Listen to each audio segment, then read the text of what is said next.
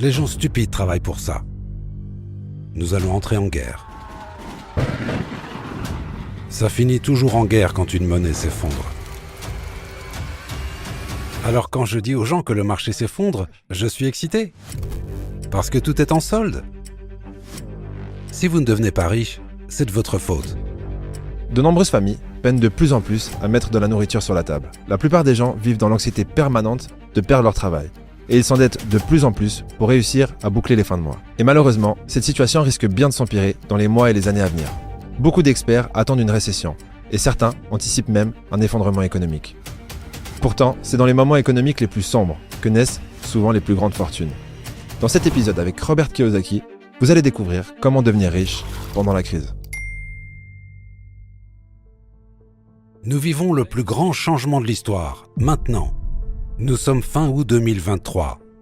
Il vient d'y avoir la réunion des BRICS, en Afrique du Sud. BRICS veut dire Brésil, Russie, Inde, Chine et Afrique du Sud. Et donc, c'est la division entre l'Ouest et l'Est. Et l'Ouest compte environ 1,2 milliard de personnes utilisant le dollar. La Russie et la Chine comptent environ 3,8 milliards. Donc le combat maintenant est entre l'Est et l'Ouest. Les Chinois menacent de garantir le yuan avec l'or. Et s'ils font ça, le dollar américain s'effondre. Ça n'a aucune valeur. Si cela se produit, l'Amérique s'effondre. Ça, aujourd'hui, ça vaut environ 35 $. Ça vaut beaucoup d'argent ici, en Inde. Celle-ci en vaut environ 2000. En tant que capitaliste, je possède des mines d'or et je possède des mines d'argent. Donc quand le dollar s'effondre, je m'enrichis. Ça va se produire, maintenant. Ça arrive maintenant. L'Amérique entre actuellement dans une dépression. La Russie et la Chine contre l'Amérique. C'est la plus grande bataille de l'histoire et ça se déroule aujourd'hui. Et le dollar va perdre. Donc si tu as lu Père riche, Père pauvre, j'ai dit que je ne travaille pas pour des billets, je travaille pour de l'or et de l'argent, je ne garde pas de dollars. Je génère des dettes pour acheter de l'immobilier. Je ne paye pas d'impôts légalement et j'achète de l'or et de l'argent. Et depuis que je suis petit, j'ai tellement accumulé d'or et d'argent que je possède maintenant la mine d'or la plus riche d'Amérique. This is the richest gold mine in the world. I don't know how much gold is in this little rock, but it's about $100,000 per ton of this rock. L'actif le plus important que vous avez est ici. Ce qui se trouve entre cette oreille et cette oreille. Les statistiques montrent que, disons que vous avez un homme. Il devient entrepreneur. Il fait beaucoup d'argent. Et ensuite, c'est à ses enfants qu'il transmet son argent. Donc la deuxième génération, il profite de cet argent. L'argent a donc disparu dès la troisième génération. Disparu. C'est parce qu'ils ne transmettent pas la connaissance. Ils transmettent l'argent. Je rencontre tant de gens aujourd'hui, je peux dire s'ils sont de deuxième ou de troisième génération. S'ils sont très apprêtés et qu'ils portent du Gucci, ont des belles voitures et tout. Deuxième génération. Deuxième génération. Mais ils n'ont rien là-dedans. C'est trop facile. Pour ceux qui veulent en apprendre plus sur l'argent, pour ultimement en gagner plus et bien sûr le conserver, j'ai le plaisir de vous offrir 3 livres audio totalement gratuitement. Si ça vous intéresse, le lien est dans la description. On m'a donné ceci, un cadeau très précieux. Une jeune femme d'ici m'a donné ce cadeau. Je l'adore. C'est un pendentif. Père riche, Père pauvre avec Bitcoin dessus. La raison pour laquelle c'est important est très simple. Ceci est fake. Pour tous ceux qui travaillent pour des dollars, des yens, des pesos, des roupies, ça, c'est faux. Les gens stupides travaillent pour ça. J'aime Bitcoin parce que Bitcoin est lié à la blockchain. Il conserve son intégrité, ses caractéristiques. Le problème avec Bitcoin, et c'est mon avertissement pour tous les gars de la crypto, vous jouez avec le gouvernement. L'Amérique a dit cette année qu'ils allaient sortir leur MNBC, une monnaie digitale de banque centrale. Au moment où ils passeront au MNBC, ça, je ne dis pas que ça ne peut pas chuter. parce qu'ils peuvent le mettre hors jeu. Alors vous devez être prudent, je ne dis pas que ça va arriver. Ça, c'est l'argent de Dieu. Bitcoin, c'est l'argent du peuple. Ça n'a pas de valeur. Et on vous a tous appris à travailler pour ce déchet. C'est du papier de toilette. Je m'essuie les fesses avec. L'une des raisons principales pour lesquelles les gens ont peur d'investir dans Bitcoin ou d'autres crypto-monnaies, c'est parce qu'ils pensent que le gouvernement pourrait bannir ces crypto-monnaies et donc qu'ils pourraient, de cette façon, perdre leur argent. Voilà pourquoi ce raisonnement n'est pas logique selon moi. Les CBDC ou MNBC en français ne sont pas un danger pour le Bitcoin, mais elles sont un réel danger pour les stablecoins et les exchanges. Pour info, un stablecoin, c'est une crypto-monnaie qui copie le prix du dollar ou d'une autre monnaie fiduciaire. Je disais donc que les gouvernements ne veulent pas bannir le Bitcoin, mais ils veulent devenir l'intermédiaire par lequel vous devrez passer pour acheter et revendre vos Bitcoins. Mais malheureusement, nos écoles nous programment. Va à l'école, trouve un boulot, travaille dur, économise, paie des impôts, achète une maison et investit en bourse. Tout est à l'opposé de ce que les enseignants vous apprennent. Et donc mon père pauvre disait toujours de ne pas avoir de dettes, et mon père riche disait d'utiliser les dettes. Vous voyez, c'est l'inverse.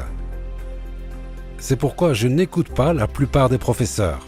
Ce sont des gens pauvres avec un diplôme. Impressionnant. Les banquiers ne m'ont jamais demandé quelles étaient mes notes.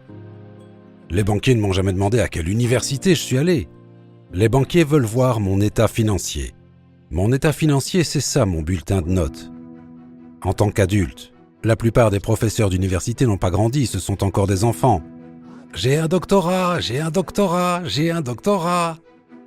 Berk, j'ai un état financier. Alors qu'est-ce qui s'est passé en 2008 quand les marchés se sont effondrés? J'ai emprunté 300 millions de dollars. Pourquoi? Parce que tout l'immobilier s'était effondré. Alors on a pris mon état financier et on l'a montré aux banques. Alors combien d'argent voulez-vous? De l'argent non imposable. On a acheté presque $1 milliard de biens immobiliers. Parce que ça s'était effondré. Alors quand je dis aux gens que le marché s'effondre, je suis excité. Parce que tout est en solde. Vous savez, c'est comme si Ferrari disait qu'ils mettent leur voiture à moitié prix. Oh non, non, non, je ne veux pas payer moitié prix pour une Ferrari. C'est à ce point que les gens sont stupides. Vous savez, ils veulent traîner avec un footballeur qui gagne des millions et veulent payer le prix plein pour une Ferrari. Stupide, stupide, stupide. Homme pauvre avec une belle voiture. Si vous ne devenez pas riche, c'est de votre faute. Posez-vous cette question, qu'est-ce que je veux? Qu'est-ce que vous voulez les gars? C'est ça la question. Il y a des opportunités partout. Un enfant pourrait se tenir dans les bidonvilles de Mumbai avec un téléphone portable et devenir milliardaire. Si c'est le désir qu'il a en tête. Ces smartphones vous donnent du pouvoir partout dans le monde. Je n'ai jamais vu d'outil plus puissant. Et votre travail, c'est de vous éduquer vous-même, car les écoles ne vont pas le faire pour vous. L'information est là, et il suffit de la chercher. Mais il faut le vouloir. En Amérique, 10% des Américains possèdent tout. Et la raison pour laquelle il y a un tel écart est que nos écoles nous apprennent à travailler pour ça. Allez à l'école. Obtenez un emploi. Travaillez dur. Payez des impôts. Économisez. Achetez une maison. Et placez votre argent en bourse. Je ne touche à rien de tout ça. Il n'y a rien de mal à acheter une maison. La différence, c'est que j'utilise la dette pour l'acheter. Et je ne paye pas d'impôts. Ce n'est pas la maison, ce n'est pas l'action, ce n'est pas l'obligation, ce n'est pas l'ETF. Le problème, c'est votre mentalité. La plupart des gens, vous allez à l'école et vous apprenez à ne pas faire d'erreurs. Si ça, c'est pas stupide, comment un bébé apprend-il à marcher s'il tombe et qu'on le punit? C'est vraiment des écoles stupides pour les gens stupides. C'est ok d'apprendre à lire, écrire et faire des maths, vous devez apprendre ça. Si vous voulez être avocat ou si vous voulez être médecin, continuez vos études. En dehors de ça... Donc à ce jour, je possède des mines d'argent, je possède des mines d'or et je possède du Bitcoin. Et je possède de l'immobilier ainsi que des entreprises. Je suis capitaliste, je suis entrepreneur. Et donc un capitaliste sait comment utiliser les dettes et ne paye pas d'impôts parce que, écoute-moi, ce dollar est une fonction de la dette. La seule façon pour que ceci soit créé, c'est que quelqu'un emprunte de l'argent. Ce n'est pas ce que vous croyez, ça c'est juste une dette depuis 1971. En 1974, c'est devenu le pétrodollar. Et puis ce qui s'est passé, c'est que le marché boursier a explosé. Les prix de l'immobilier ont explosé. Le marché obligataire a explosé. Maintenant, tout va s'effondrer. La bataille d'aujourd'hui est entre la Russie, la Chine et l'Amérique. Le monde se sépare de cette façon en ce moment même. Nous allons entrer en guerre. Ça finit toujours en guerre quand une monnaie s'effondre. Or, argent et entreprise. Je ne veux pas de dollars. Ils vont juste imprimer de l'argent pour payer la guerre. C'est ce qui se passe avec la guerre en Ukraine en ce moment. Ils se préparent à la guerre. Et j'attends que cette guerre commence depuis longtemps. Mais quand l'économie va vraiment mal, le yuan est en difficulté, le dollar est en difficulté, c'est là que la guerre éclate. Ils vont imprimer autant d'argent que possible et créer une distraction. Vous savez, et du coup les gens seront confus et tout ça. Et donc ils créent une guerre et tout le monde oublie tout. Ça s'est produit tout au long de l'histoire. Vous allez voir le plus grand crash se produire maintenant. C'est donc une bonne chose pour moi parce que le prix de l'or et de l'argent va monter. C'est ma prédiction, j'espère me tromper.